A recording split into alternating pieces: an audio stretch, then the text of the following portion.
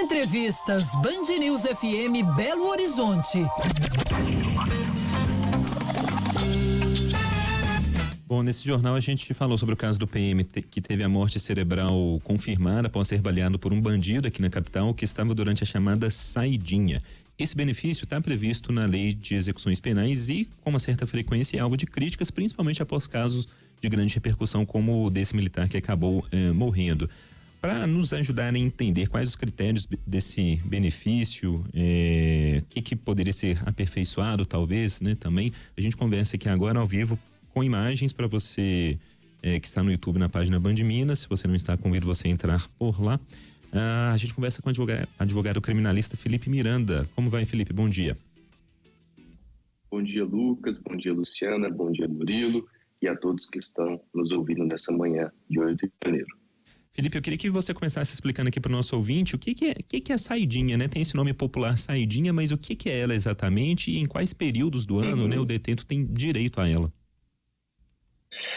Bom, a saidinha, ela na lei tem a previsão, o nome de saída temporária, né? E para a gente entender um pouco como é que funciona essa saidinha, precisa a gente entender um pouco como que é a lógica da execução penal no nosso país, né? O Brasil tem um sistema chamado progressivo. Isso significa que a pessoa que entra no sistema cumprindo uma pena privativa de liberdade, ela entra num sistema mais gravoso, que para nós o mais gravoso é o regime fechado, e aos poucos vai experimentando um pouco da liberdade, né? E vai progredindo, vai evoluindo dentro desse sistema de execução, para que ao final ela goze da liberdade plena, né? Com o restabelecimento da sua liberdade com o cumprimento integral da pena, né?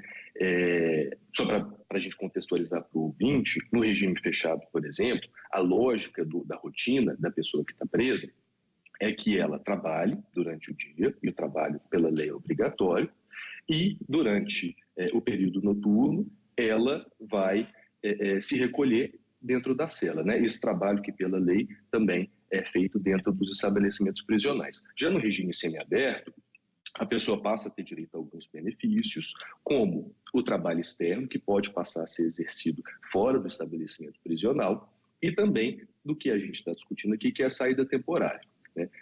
Como é que funciona essa saída temporária? Cada pessoa que está no regime semiaberto pode ter, cumpridos determinados requisitos, pode ter a sua saída temporária concedida por até 5 vezes durante um ano, por um período de até 7 dias, desde que entre esses períodos haja o cumprimento de um mínimo de 45 dias. Então, se a gente tem 5 vezes no ano e 7 dias em cada saída, a matemática é de que cada pessoa, cumpridos os requisitos, vai poder gozar do benefício da saída temporária por até 35 dias durante um ano, né?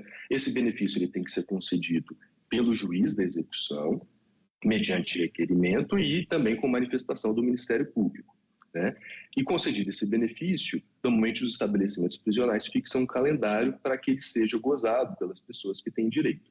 Então isso normalmente acontece em datas comemorativas, em feriados, Dia das Mães, Páscoa, e como aconteceu, ao que me parece, nesse caso, agora no final do ano, né? Para Natal, festividades de Ano Novo, etc. Felipe, quem fala com você é Murilo.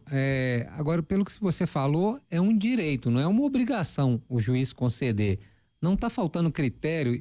Eu te pergunto isso em razão do grande número de casos que a gente registra aqui, né? Vou dizer, não só em Belo Horizonte, interior de Minas, Brasil afora, de crimes, de fugas, se aproveitando dessas saídas. Não está faltando critério na hora de conceder, mesmo que aquela, por exemplo, esse caso específico, né? Vamos supor que ele atendesse lá aqueles requisitos, mas ele tinha passagens na polícia por outros crimes, inclusive o crime de homicídio. Uhum. Bom, se tratando de direito penal, a gente sempre fala que se a pessoa ela tem um direito, esse direito tem que ser concedido a ela. Não é porque se a pessoa tem um direito cumprido determinados requisitos, o que vai impedir que ela goze desse benefício vai ser simplesmente uma discricionariedade do juiz, né? O que acho que a gente deve discutir é com relação ao cumprimento dos requisitos nesse caso concreto, né? O que a lei estabelece como requisitos? Requisito objetivo de cumprimento de pena. Então a pessoa tem que ter cumprido pelo menos 1/6 da pena, se ela for primária, ou 1/4 da pena, se ela for reincidente, para que possa fazer jus a esse benefício. Também é necessário que essa pessoa tenha um comportamento adequado durante esse período em que ela passou presa.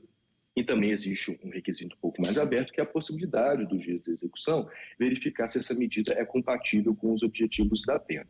O que a gente sabe desse caso concreto? E aí eu falo isso com base no que foi noticiado amplamente na imprensa e também com o que está no processo. A juíza que concedeu esse benefício proferiu uma decisão concedendo tanto o trabalho externo, como eu mencionei aqui para vocês, que também é um direito da pessoa que está cumprindo pena em regime semiaberto, e a saída temporária, esses dois em uma decisão. E isso foi feito com base nos documentos que foram levados ao processo. Foi feito através de um pedido da Defensoria Pública, que juntou um atestado de que aquela pessoa não tinha nenhuma falta grave durante o seu período em que esteve presa, cumprindo aquela pena, e ao que me parece, o crime que essa pessoa estava, a pena que essa pessoa estava cumprindo, era por um crime de roubo majorado, alguma coisa nesse sentido. Então, ao que me parece, nesse caso, houve o cumprimento desse requisito objetivo, evidentemente do tempo de cumprimento da pena, e houve a juntada no processo, foi levado ao conhecimento da juíza esse atestado de que aquela pessoa não tinha nenhuma falta grave anotada. E isso seria suficiente para atestar que a pessoa teve um comportamento adequado durante o seu período em que esteve presa e, consequentemente, torna esse direito que está previsto em lei aplicável para o caso daquela pessoa. O que eu acho, nós podemos discutir, me parece que nesse caso houve uma discussão com relação a se essa pessoa de fato cumpria esse requisito subjetivo do bom comportamento. Foi amplamente noticiado também que houve um fato recente de julho de 2023 relacionado aparentemente ao furto de um veículo. Essa pessoa foi presa em flagrante enquanto ela estava gozando de um outro benefício que a lei prevê, que é do livramento condicional. Só que isso, por razões certamente vinculadas ao nosso sistema de justiça, acabou não entrando dentro desse atestado de cumprimento da pena, não foi considerado como uma falta grave e, por isso, não foi considerado na hora de concessão desse benefício. Estamos conversando com Felipe Miranda, ele que é advogado criminalista. Felipe, é Luciana agora falando com você. Bom, você citou aí, a decisão da juíza, em nota inclusive, tá, Felipe? Para você que já deve ter acompanhado, mas eu trago aqui novamente, a Associação de Magistrados Mineiros afirma que o caso reflete problemas como a existência de uma sociedade, entre aspas, cada vez mais violenta. Bom, a gente está falando aqui não de culpa, mas de apontamentos. E falando em apontamentos, há um projeto de lei parado no Senado que discute, quais poderiam ser os novos critérios, levando em conta, inclusive, o número de presos, que não retornam para a cadeia após esse benefício. Você, como advogado criminalista, como é que você avalia essa situação, desse projeto parado lá e essa emissão também, dos magistrados mineiros? Bom, Luciana, eu primeiro quero deixar claro que existe, e todo mundo sabe, uma desconfiança com relação a esse benefício da saída temporária, existe uma certa insatisfação, existe um sentimento de impunidade, existe um sentimento de insegurança das pessoas, e isso tudo não é por acaso, isso não tem, isso tem uma razão de ser, e isso deve ser levado em consideração, E como você bem trouxe, esse projeto de lei que está em tramitação hoje no Senado, já foi aprovado na Câmara, ele pretende endereçar exatamente algumas dessas questões. Um dos principais fundamentos que está sendo discutido hoje no Senado é exatamente vinculado a essa sensação de insegurança e de impunidade que as pessoas têm durante os períodos da saída temporária. Porque, como eu falei, eles normalmente são concedidos em períodos de datas comemorativas, Páscoa, Dia das Mães, Dia dos Pais, esses feriados de final de ano, e são apontados alguns dados de que existe um incremento da criminalidade nesses períodos. Só que o debate ele é muito mais rico, ele é muito mais complexo do que isso. As pessoas que defendem a manutenção do Instituto, e eu quero deixar claro que esse projeto de lei ele discute, na verdade, a extinção do benefício da saída temporária, tá? As pessoas que defendem a manutenção desse benefício na lei vão dizer, bom, mas esses dados desconsideram que durante os períodos de feriado existe naturalmente um incremento da criminalidade pela forma como as pessoas vivem, pela forma como a sociedade se organiza nesses períodos específicos, né?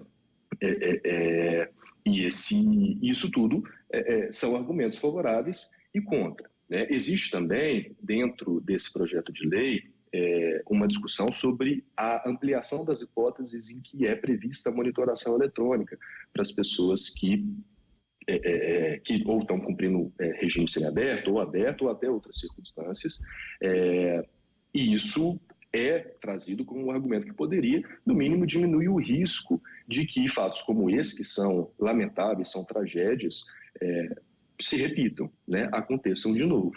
E aí vem o contraponto de que isso, na verdade, poderia representar um incremento muito significativo do custo do sistema prisional para a sociedade, que é o que nós não queremos, né?